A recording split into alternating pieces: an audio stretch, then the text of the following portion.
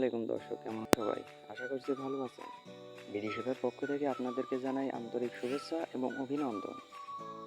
আজকের আমাদের মূল আলোচ্য বিষয় হচ্ছে কিভাবে ওয়ারিশ সূত্রে আপনি নামজারির আবেদন করবেন।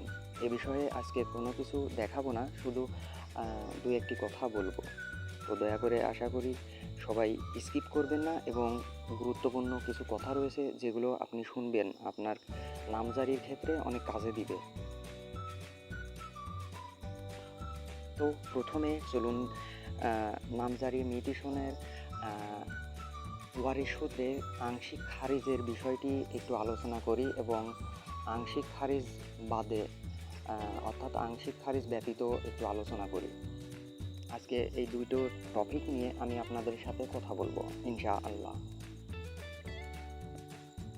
তো প্রথমে আসা যাক আংশিক খারিজ। ওয়ারিশ সূত্রে আপনি আংশিক খারিজ করতে আদৌ পারবেন কি না, এ বিষয়ে একটু আলোচনা করা যাক। তো প্রথমত আমরা দেখি যে ওয়ারিশ সূত্রে অনেকেই আছেন যারা ওয়ারিশ সূত্রে আংশিক এককভাবে নিজ মালিকানার হিসাবে নিজের অংশটুকু নিয়ে নাম খারিজ করতে চাচ্ছেন। তো সে বিষয়ে আমি বলবো যে বর্তমান ভূমি মন্ত্রণালয়ের নিয়ম এবং আইন আদেশ অনুযায়ী আংশিক নাম খারিজের সুযোগ হচ্ছে না। কেন হচ্ছে না সে বিষয়ে একটু আলোকপাত করি।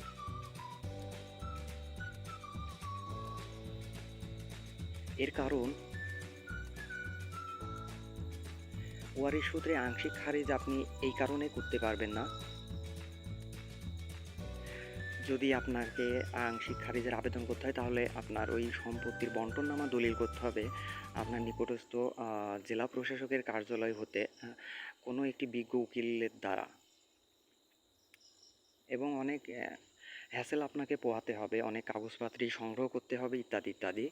এ বিষয়ে বিজ্ঞ উকিলরাই আপনাকে সমস্যার সমাধান দিতে পারবেন। আর ভূমি অফিস এবং উপজেলা ভূমি অফিস থেকে আপনি বিষয়ে আরও তথ্য জানতে পারবেন। তো সচরাচর সবাই দেখেন আংশিক নাম খারিজের আবেদন কেউ করছে না, যদি করে তাহলে ইউনিয়ন ভূমি সহকারী কর্মকর্তা অথবা এসিল্যান্ড মহোদয় যিনি আছেন তিনি আপনার এই নাম খারিজের আংশিক নাম খারিজের আবেদনটি গ্রহণ করবেন না। আপনাকে সাজেস্ট করবে যে ওই ওয়ারিশে যতগুলো মালিক আছেন ততগুলো মালিকের তথ্য নিয়ে আপনি ওয়ারিশ সনদ বানাবেন এবং তারপরে আপনি সম্পূর্ণ নামজারির আবেদনটি করবেন, অন্যথায় আংশিক নাম খারিজের আবেদন করতে পারবেন না। যদি কেউ ভুল তথ্য দিয়ে ওয়ারিশ বানিয়ে নাম খারিজের আবেদন করেন তাহলে তাকে আইনের আওতায় এনে আপনার বিরুদ্ধে ব্যবস্থা গ্রহণ করবে।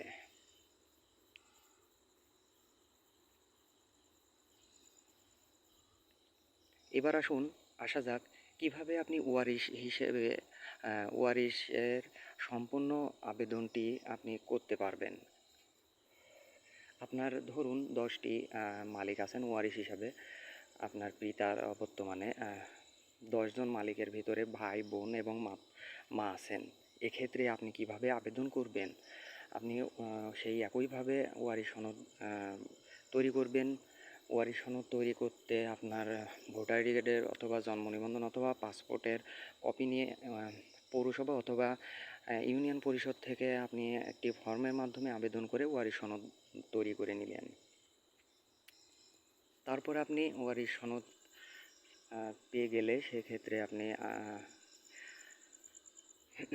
নামজারির আবেদন করতে পারবেন।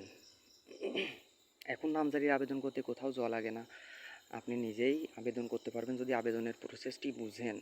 আর যদি না বুঝেন তাহলে আমাদের চ্যানেলে একটি ভিডিও আছে যে কিভাবে আপনি নামজারির আবেদন করবেন, চাইলে সেখান থেকে ভিডিওটি দেখে আসতে পারেন।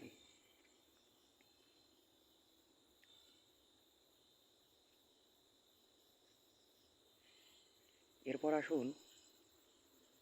দেখা যায় যে অনেকেই আছেন যারা ওয়ারিশে আপনি ওয়ারিশগণকে ফাঁকি দিয়ে নিজের মতো নিজে অংশটুকু নিয়ে চলে আসছেন অথবা অন্যের অংশ ফাঁকি দিয়ে আপনি আবেদন করতেছেন। তো সেক্ষেত্রে বলে দিই যে এটি আপনি সম্পূর্ণ ভুল ধারণা। এখন আর আগের যুগ নাই যে আপনি আরেকজনের অংশ ফাঁকি দিয়ে বেরোয় চলে আসবেন খারিজের মাধ্যমে। আজকে আমাকে একজন প্রশ্ন করছিল যে আংশিক নাম খারিজ হয় কি না। তো আমি বললাম যে না, আংশিক নাম খারিজ হচ্ছে না বর্তমান ভূমি মন্ত্রণালয়ের আদেশ অনুযায়ী। আপনাকে ওয়ারিশের যতগুলো মালিক আছে ততগুলো মালিককে নিয়ে আপনি আংশিক পুরা ওয়ারিশকে নিয়ে আপনি নামজারির আবেদন করতে পারবেন। এভাবে আপনি ওয়ারিশ হিসাবে নামজারির আবেদন করতে পারছেন। আরও বিস্তারিত জানতে 1612 এই নাম্বারে কল দিয়ে আপনি ভূমি মন্ত্রণালয়ের কল সেন্টারের সাহায্যে আপনি নামজারির আবেদন করতে পারবেন। ইউনিয়ন ভূমি অফিস অথবা উপজেলা ভূমি অফিসে যেও আপনি আবেদন করতে পারবেন, অথবা আপনি নিজেও আবেদন করতে পারবেন যদি আপনি এ বিষয়ে অবগত হয়ে থাকেন। তো আর ভিডিও বাড়াবো না, অনেক দিন পর আমি ভিডিওটি ছাড়ছি আপনাদের বোঝার জন্য। আর আমি কিছু কাজের জন্য আমি অনলাইনে আসতে পারিনি, তাতে আমি আন্তরিকভাবে দুঃখিত। আশা করছি ভিডিওটি বুঝতে পেরেছেন। না বুঝলে আমাকে কমেন্ট বক্সে কমেন্ট করে জানাবেন। ভিডিওটি ভালো লাগলে লাইক, কমেন্ট এবং শেয়ার করে অন্যদের মাঝে দেখার সুযোগ করে দিবেন। সবাই ভালো থাকবেন, সুস্থ থাকবেন। আসসালামু আলাইকুম।